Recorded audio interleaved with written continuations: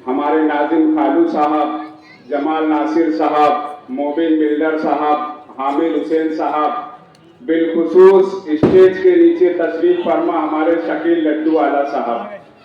मैं मुअज़्ज़ज़ीन शहर से इंतहाई मुख्तसर में अपने ख्यालात का इजहार करके रुखसत हो जाऊंगा, क्योंकि हमारे कायद मोहतरम की तशरीफ की आमद है।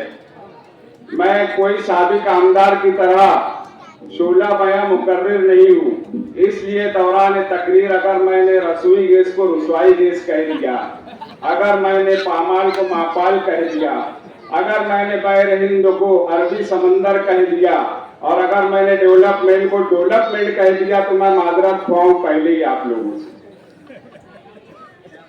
23 नवंबर 2024 बरोज शनिचर को मोहन थिएटर के आगे शिवाजी जिमखाना प्लेग्राउंड पर एक क्रिकेट मैच हुआ। पूरे शहर मालेगांव की नजरें उस क्रिकेट मैच पर जमी हुई थी। मैच कुछ इस मरहले में पहुंच गया कि आखिरी ओवर की आखिरी गेंद थी और 6 रन की जरूरत थी। उस मैच में बैटिंग कर रहे थे हमारे कायद मोहतरम हजरत मौलाना मुफ्ती मोहम्मद इस्माइल कासमी साहब और बॉलिंग कर रहे थे सादिक आमदार साहब।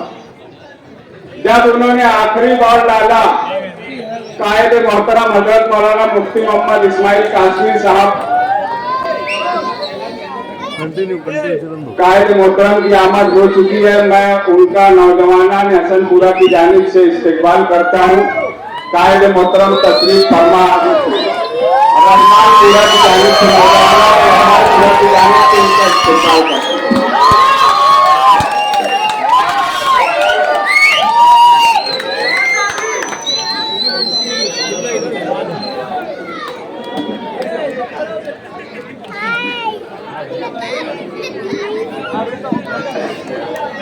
तमाम लोग तशरीफ रखे, हमारे कायद मोहतरम तशरीफ ला चुके हैं, कुछ ही देर में आपके सामने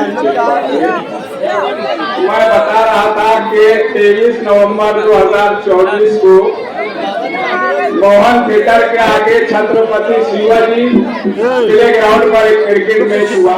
उस मैच में बैटिंग कर रहे थे हमारे कायद मोहतरम हजरत मौलाना मुफ्ती मोहम्मद इस्माइल कासमी साहब और बॉलिंग कर रहे थे हमारे सादिक आमदार साहब। मैच कुछ इस नहज पर आ पहुंचा कि पूरे शहर की नजरें जमी हुई थी। आखिरी ओवर की आखिरी गेंद थी और 6 रन की जरूरत थी। आखिरी बॉल पर कायद मोहतरम ने 6 मार दिया। अंपायर ने जब उन्हें जीत का ऐलान दे दिया तो किसी सूरत साबिक आमदार साहब मानने को तैयार नहीं थे। वो कहने लगे कि गेंद तो बाउंड्री के बाहर दिख ही नहीं रही है, आपने उनकी जीत का ऐलान कर दिया। अंपायर साहब ने कहा एमएस धोनी का शॉट खेल दिया है उन्होंने, गेंद बाउंड्री के बाहर नहीं गई है, स्टेडियम के बाहर चली गई है। आज तक उस गेंद की तलाश जारी है। मैं बोलता हूं अगर मैच जीतने की औकात नहीं है तो मैदान में उतरना क्यों। उसके बाद एक नया सोचा छोड़ा गया कि हम सुप्रीम कोर्ट जाएंगे। उसका जो प्रोसीजर है मैं आज बता देता हूं आप लोगों को। 45 दिन रिट पिटीशन दाखिल करने को लगेगा। जब केविल दाखिल होगी तो 2 साल हेयरिंग के लिए लग जाएगा और जब 2 साल बाद हेयरिंग के लिए टेबल पर केस आएगा तो जज की बदली हो जाती है, फिर दूसरा जज आता है, फिर उस केस की नए तरीके से स्टडी होती है। 3 साल इसमें गुजर जाता है।